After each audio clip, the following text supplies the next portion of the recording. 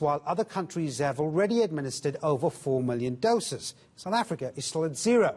For more reaction on this now, we speak to a United Democratic Movement leader, Bantu Holomisa. Mr. Holomisa, thanks indeed for talking to us. You would have watched that press conference by the Health Ministry yesterday. You would have seen the ensuing debate on South Africa's readiness on the vaccine front. Are we ready for this, and is our strategy in place? What do you make of it?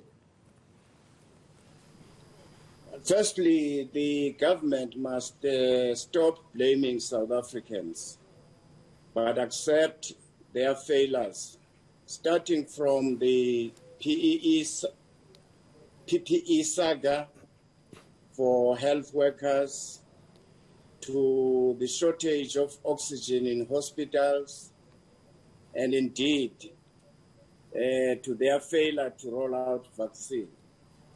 We heard the minister yesterday, but you could see that he's all over. They were trying to spin after there has been an outcry from the people of South Africa, including professionals in his field. And he was still saying he's still going to fundraise and is appointing an advisory team. Yet, in the first 21 days of lockdown, he was expected to have outlined the plan. In fact, the Minister of Finance publicly said, yes, South Africa will be amongst the top 3 countries to purchase this vaccine when it is ready. Alas, that never happened. So these are lies and lies and lies. And the heads would have rolled if this minister was in another country. But here we have a government of no consequences. So there's nothing is going to happen in that department. People are dying. Mr. Holomisa, if I can come in there, you heard some of those health department officials, including the minister yesterday, saying it really was a question of not purchasing on risk. In other words, they didn't know whether or not these vaccines would be effective enough and couldn't risk paying a deposit and losing the money. There were storage concerns as well. Were you not convinced by some of the reasons put forward? No, that was nonsense, because South Africa is a member of G20 and BRICS, and all those countries are rolling out the vaccine. In fact, some of the developing countries in South America, and I think Kenya, if I'm not mistaken, have already purchased this vaccine. So I don't buy that crap. So they must stop lying. They can lie to the president, not to all of us in South Africa. What do you think should be the next way forward here? I mean, obviously what they're targeting is this 40 million people by the end of the year. I asked this question earlier in the program, whether or not we have the infrastructure, the competency, and a conducive environment to meet some of those ambitious targets. Some of the medical professionals are saying we need to inoculate about between 120,000 to 130,000 people a day to meet that target. What do you think about whether or not the environment is conducive to that? I doubt very much if we will make it, given that the same department is still struggling to roll out the PPE to the workers in every hospital, oxygens and so on. So I see this as it is yet another example, classical example of incompetence by government employees. Who knows?